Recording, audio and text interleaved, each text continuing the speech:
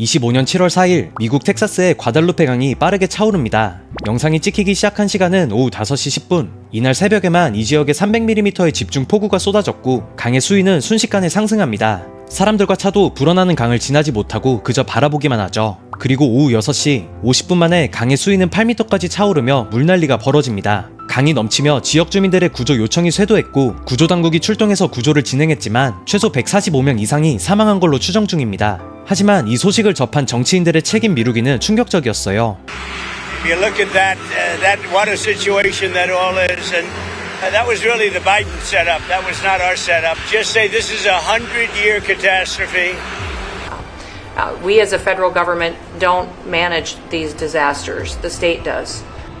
Who's to blame? Know this. That's the word choice of losers. 미국 정치인들은 조금 다를 줄 알았는데 책임 떠넘기는 건 정치인들 공통인가 봅니다. 어찌됐든 이렇게 발생한 홍수, 수영장에 있던 아이들이 한순간에 사라지고 캠핑하던 가족이 텐트째 휩쓸려가고 심지어 구조대를 기다리던 사람들조차 물살에 떠내려가는 상황이었어요. 그런데 말이죠. 이게 정말 단순한 자연재해였을까요? 아니면 사람이 막을 수 있었던 인재였던 걸까요? 자, 오늘의 이야기 이 질문에서 시작됩니다. 홍수가 날 수는 있다. 근데 왜 이렇게까지 망가졌을까? 이번 텍사스 홍수를 두고 많은 사람들이 던진 질문입니다. 비는 어쩔 수 없었다 쳐도 왜 사람들은 미리 대피하지 못했냐는 거죠. 답은 의외로 간단합니다. 원래부터 취약한 곳이었다는 거죠. 이번에 큰 피해를 입은 곳은 컥 카운티라고 불리는 텍사스 중부의 산간 지역입니다. 여긴 미국에서도 손꼽히는 홍수 지역이에요. 비가 조금만 많이 와도 강이 빠르게 불어나고 길도 순식간에 잠깁니다. 실제로 이번에도 몇 시간 만에 4개월치의 비가 내렸고요. 하지만 물이 많아졌다고 해서 그게 반드시 재난으로 연결되는 건 아니에요. 진짜 문제는 그 물을 어떻게 다뤘느냐에서 나옵니다. 특히 텍사스는 원래도 홍수가 많이 나는 지역이고 홍수 사건도 많았습니다. 2002년부터 2025년까지 거의 5년에 한 번씩은 폭우가 쏟아지는 꼴이죠. 이러다 보니 미국 기상청도 며칠 전부터 경고를 보냈습니다. 구름이 심상치 않고 비가 많이 올 테니 대비를 하라고요. 그리고 이 기간에 과달루페강 근처에 위치한 어린이 캠프에서는 한창 행사가 진행 중이었어요. 약 750명의 여학생이 참가한 캠프였는데 강의 수위가 높아지며 캠프장 건물과 텐트가 급류에 휩쓸렸죠. 갑작스런 홍수에 일부 인원이 미처 대피하지 못했고 결국 27명의 어린 여학생들과 인솔교사가 그대로 숨지는 안타까운 일이 발생합니다.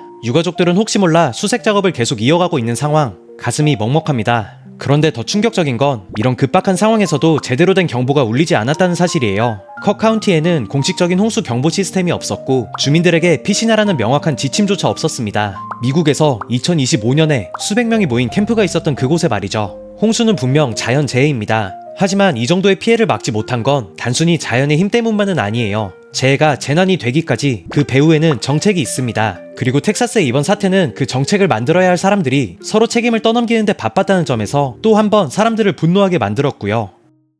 아까 트럼프가 했던 말 기억하시죠? 명확한 사과도 없이 100년에 한 번 나올 만한 대재앙이라고 말한 거요. 어떻게 보면 익숙한 프레임입니다. 예측할 수 없고 누구도 막을 수 없는 일, 불가항력적인 천재지변. 이렇게 말하면 당장 책임지지 않아도 되죠. 하나 더 있는데 같이 봐볼까요? Several families we've heard from are obviously upset because they say that those warnings, those alerts didn't go out in time, and they also say that people could have been saved. What do you say to those families? Only a bad person would ask a question like that, to be honest with you. I don't know who you are, but only a very evil person would ask a question like that.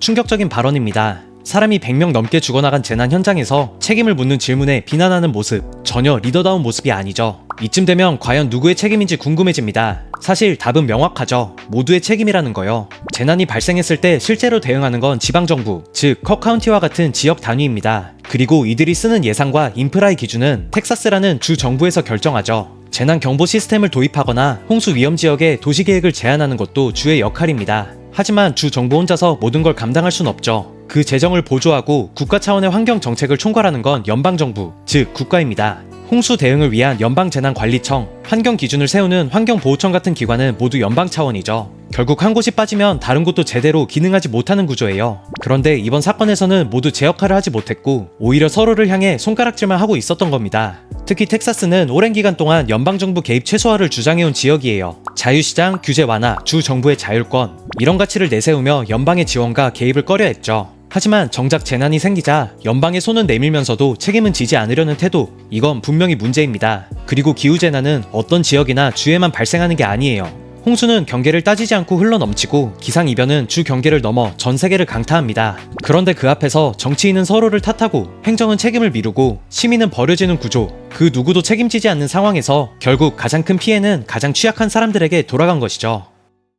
트럼프가 미국 대통령으로 잘한 것도 못한 것도 분명히 있을 거예요. 그런데 환경 정책에 대한 건 비판할 여지가 큽니다. 트럼프는 대통령 후보 시절부터 기후변화 자체를 부정했죠. 그는 공개적으로 이렇게 말합니다. 지구온난화는 중국이 만들어낸 사기극이다. 미국 제조업을 죽이기 위한 음모일 뿐이라고요. 그리고 이 발언은 농담이 아니었습니다. 대통령이 취임하자마자 트럼프는 환경정책 전반을 뒤엎기 시작하죠. 먼저 2017년 당시 대통령으로 당선되자 파리 기후협정을 탈퇴합니다. 파리협정은 전 세계 190개국 이상이 참여한 지구 평균 온도 상승을 1.5도 이하로 제한하자는 국제적 약속이에요. 즉, 지구를 살리기 위해 전 인류가 손을 맞잡은 협정이었죠. 탈퇴 이후 트럼프에게 비난이 쏟아졌음에도 아랑곳하지 않았습니다. 그 뒤에 바이든이 당선되며 파리협정에 재가입을 하긴 했지만 트럼프는 두 번째 당선이 되자마자 또 파리협정에서 탈퇴했죠. 하지만 트럼프의 기후 정책은 여기서 멈추지 않았습니다. 트럼프는 기후위기를 막기 위한 환경 규제를 장애물로 생각했고 그 장애물을 제거하기 위해 본격적인 규제 해체에 나섭니다. 먼저 환경보호청의 기능을 대폭 축소했어요. 청장 자리에 석유기업과 가까운 인사를 앉혔고 그 다음 습지보호규정 폐지, 배기관 및 굴뚝오염 제한 폐지, 환경보호청 인력 감축과 예산 65% 감축 계획 등을 발표했죠.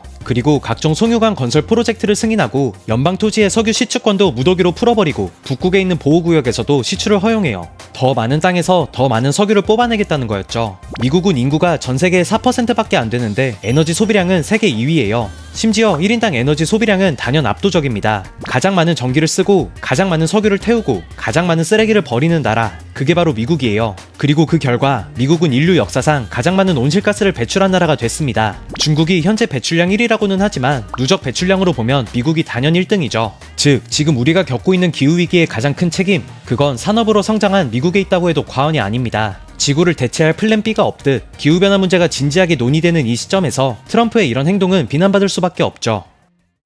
자연은 항상 예측 불가능합니다. 비가 언제 내릴지, 얼마나 쏟아질지, 폭풍이 어떤 경로로 움직일지 기상학자들도 100% 맞출 수는 없죠. 하지만 그 불확실성을 핑계로 모든 피해를 어쩔 수 없었다고 넘길 순 없습니다. 그건 책임을 회피하는 말일 뿐이죠. 예방보다 복구에 예산을 더 쓰는 나라, 환경보다 산업 이익을 우선시하는 정치, 기후위기를 외면하고 규제를 없애는 리더십, 그렇게 쌓여온 선택들이 결국엔 수십 명의 목숨을 앗아간 참사로 이어진 겁니다. 그렇기 때문에 이번 텍사스의 홍수는 인재입니다. 예측은 어려웠을지 몰라도 피해를 줄일 수 있는 선택지는 존재했으니까요. 그리고 기후위기는 더 이상 먼 나라의 뉴스가 아닙니다. 우리가 사는 동네, 우리가 마시는 공기, 우리가 키우는 아이들의 미래와 직결된 문제예요. 지금 이 순간에도 아시아에선 기록적인 폭우가 쏟아지고 있고 남미에선 산불이 수천 헥타르의 숲을 태우고 있으며 남태평양의 작은 섬나라들은 해수면 상승으로 국토 자체가 사라지고 있습니다. 그렇기에 우리가 어떤 선택을 하고 어떤 대응을 하느냐 굉장히 중요합니다. 지구는 하나뿐이니 소중히 해야겠죠. 텍사스의 홍수와 트럼프의 환경 정책에 대한 이야기, 이번 편은 여기서 마치도록 하겠습니다.